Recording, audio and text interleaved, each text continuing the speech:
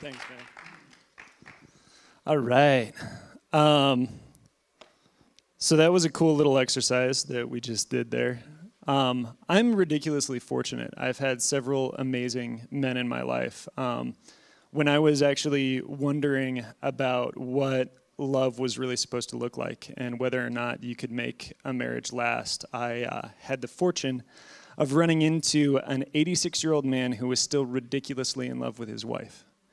And I hung out in his living room pretty much every week for about 3 years, talking about the Hebrew language, relationships, and how to pray. And I think that's probably saved me decades of suffering in my life. So I'm really fortunate. And I think as we're kind of getting into this, I'm going to run through this really quick. Some of you know me. You know I'm a nerd. I have cut out as much of the nerdy stuff as I possibly can to just get to the meat, but we'll see how it goes.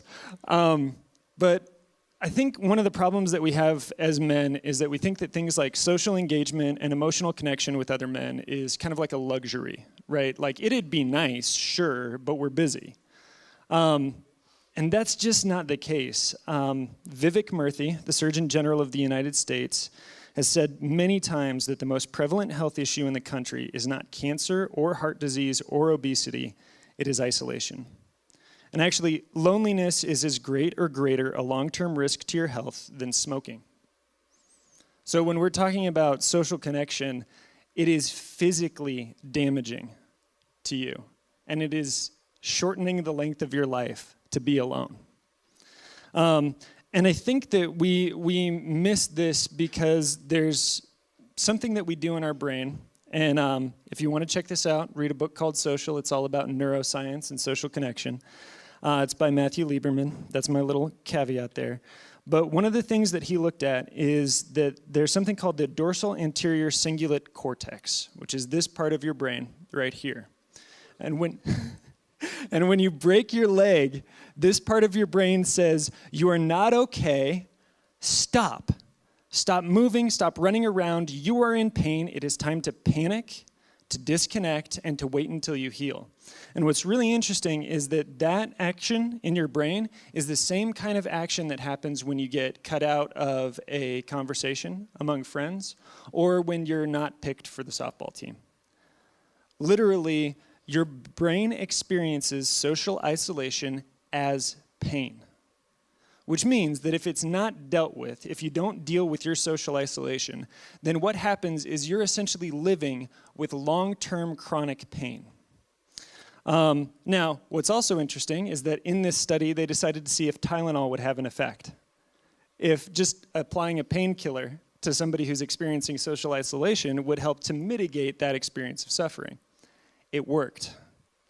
Now, this is not a great idea. In fact, I think we're all probably starting to see why the opiate epidemic in the United States is a problem. But it'll work for a while. I came up with a list of 3 things that you could do to deal with social isolation. And then Steve Woodworth pointed out that there was actually a 4th one that I didn't think of. And Steve's point was that you, in addition to managing it with opioids, you could also kill yourself. That's a way to end pain. And I agreed, yes, that's a way to end pain. And then I started to look at the data when I got home, and the rate of suicide is increasing most among 35 to 55-year-old white males, the same group that is experiencing the highest rates of social isolation. So yeah, there's actually, sadly, quite a few men who think that this is a valid answer to the pain that's always going on in their head. Another thing that you could do is you could distract from the pain by brain stimulation. Essentially, you activate other parts of your brain so that the part that's telling you you're in pain isn't so loud anymore. You could do this with anything that activates a reward response. So cocaine is a great example, but cocaine and praise from coworkers activate this same reward circuit. Are you starting to understand why men become workaholics?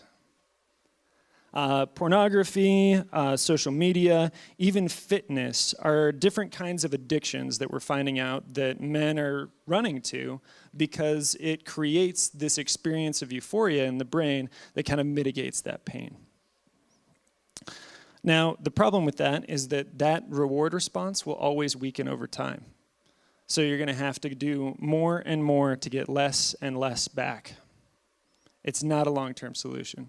In fact, the only actual solution in here, the only thing that actually gets rid of the pain of social isolation is to reconnect. Which seems kind of obvious, but here's the thing. How do you do that? How do you actually connect with other men?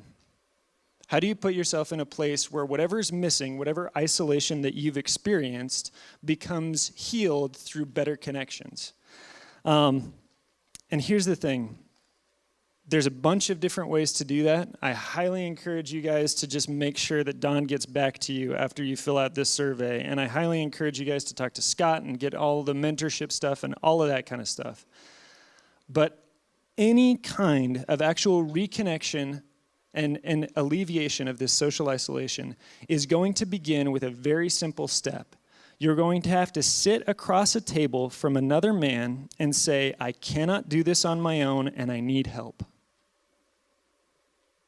If that sounds like the beginning of AA or any other 12-step program, guess why they work? There's this thing that we have to go through. And actually, as I've started to study addiction, I've had several friends, several really important people in my life go through addictions. And what I've started to realize is that I'm pretty sure every human is addicted to varying degrees. And what the solution is at least in part, and probably at the base level, this connection with other people. There's a bunch of nerdy studies that I don't have time to talk about, so that's fine. But here's the thing. When you're sitting across the table from somebody and you've actually opened yourself up like that, you've said, I need help. I want you to be here for me, and I'm going to let you talk to me, and I'm going to listen to you. What starts to happen in that scenario is that your brain is also wired to be able to quickly develop a rapport with the person across the table. You have things like mirror neurons. You have a mentalizing system. In fact, the default system of your brain is always trying to figure out how you can fit into your social circle. So when you actually open up to another person, your brain activates all of these secret techniques. All of these subconscious things start happening, and you start actually adopting the brain patterns, the beliefs, the motivations of the person across the table from you. In fact, this is why your brain wants to conform so badly to whatever patterns it thinks your social world is built upon that you will actually become whatever 5 people you hang out with the most. This is powerful stuff, guys. Who do you hang out with the most? You're becoming like them. I guarantee it. In fact, okay, quick nerd fact. Old couples start to look like each other because of this. Mirror neurons mean that you start to copy the way each other are smiling so you can develop a stronger connection with one another, which means that you start to smile the same way over time, which means that 80-year-old people start to look like siblings. 80-year-old couples look like siblings because they've been practicing connecting so much. Now, all of this stuff is really, really cool. It's really fun, nerdy facts. And this is cutting edge science, okay? So we're still discovering a lot of this stuff right now. But this is also ancient wisdom, okay? Like, we've known about this for over 2,000 years. And here's my little example. There are so many of these. In fact, the New Testament is basically a story of a bunch of guys writing letters to each other talking about how crazy it is that our little friend group of nobodies started to change the world. Sean's paraphrasing the New Testament. But here's one of my favorite examples, and it involves this relationship between a guy named Paul, which wrote most of the New Testament, and what he calls his spiritual son, Timothy. And this is in 1 Corinthians 4:14. He's talking to the Corinthian church, and he says, if you were to have countless tutors in Christ, yet you would not have many fathers. For in Christ Jesus I became your father through the gospel. Therefore, I exhort you, be imitators of me. Now, I'm going to pause right there real quick. why not be imitators of Jesus? Right? Isn't that the whole Christian thing? We're little Christs. Now, Paul does say be imitators of God in Ephesians 5. This is true. But he actually says more often in the New Testament, be imitators of me. And this is a really interesting thing because I don't know how he knew this, but Paul knew that the way that a brain works, especially a male brain, is that you imitate the behavior of whoever you respect and spend time with. So you can't imitate somebody that you're not around, that you can't touch, and that you can't see. That's just not going to work. It's not going to be effective. And any attempt to try and connect with invisible people is always going to be significantly more difficult than actually sitting across the table from somebody who's real flesh and blood and who can give you a part of what it's like. So, Paul says, imitate me as I imitate Christ. Really cool thing. Another thing that I think is really cool is he just said that he wants the entire Corinthian church to imitate him, right? What's his solution to this? Keep reading in the next verse right here. For this reason, I have sent to you Timothy, who is my beloved and faithful son in the Lord, and he will remind you of my ways which are in Christ, just as I teach everywhere in every church. So Paul wants everybody to imitate him, so he's sending Timothy to go be with them. This is either stupid, or Paul actually thinks that Timothy is an expression of who he is. This is living a legacy. Paul is so confident in Timothy that he says, Timothy is a fitting stand-in for me, and this young guy is a fit father for, honestly, in Corinth, Timothy is going to play spiritual father to men twice his age. How crazy is that? But this is what happens when these kinds of relationships develop. You see, Timothy was actually, he had an absentee dad. We don't know if he died or if he was just kind of like missing. But Paul stepped into that void. And so Timothy is this young guy who's trying to figure out what it means to be a man, and he's trying to figure out that in the context of this whole new Jesus way of living. And so there's a lot of questions and a lot of uncertainty, and he's never really had a good example. And so he's looking around for somebody who can tell him what it's like to be a man and to be a Jesus-type man. And Paul steps into that. Paul says, I will show you, and I will be with you, and I will teach you. In fact, in Timothy, it talks about how they had this experience where Paul laid his hands on Timothy and said, I know who you are. I know what you're like. I believe in you. I have faith in you. You're a man of God. If you've never had that, you're missing something. And it's actually kind of inappropriate to ask you to be a man if you've never received that.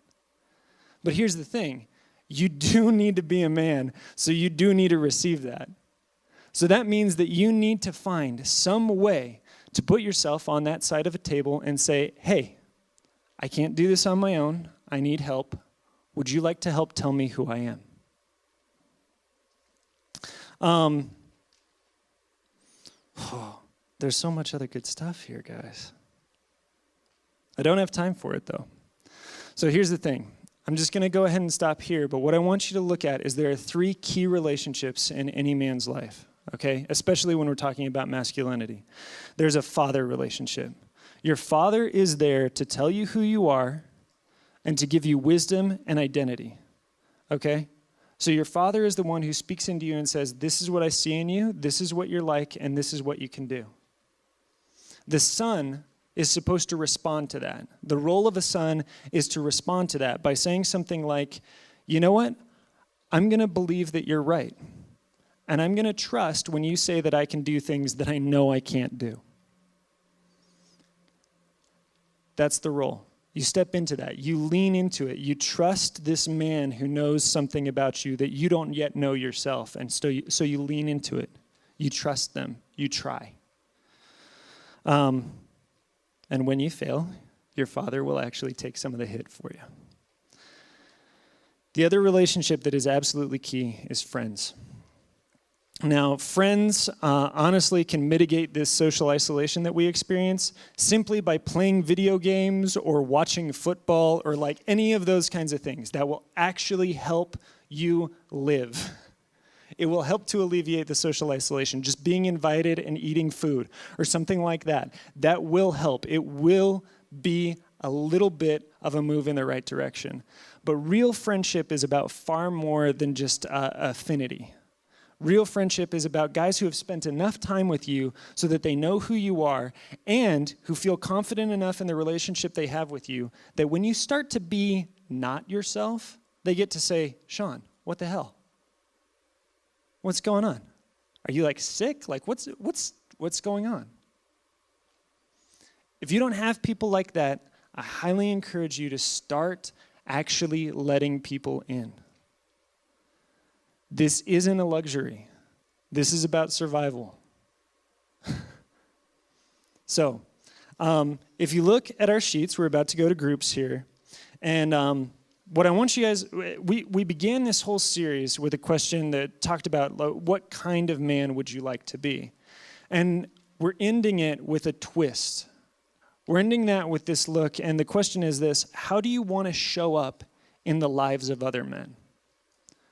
Right? Because if we're really this socially connected, then the far more interesting thing about you is how you appear in the lives of the men around you.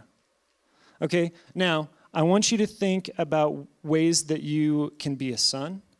I want you to think about ways that you can be a father, and I want you to think about ways that you can be a friend.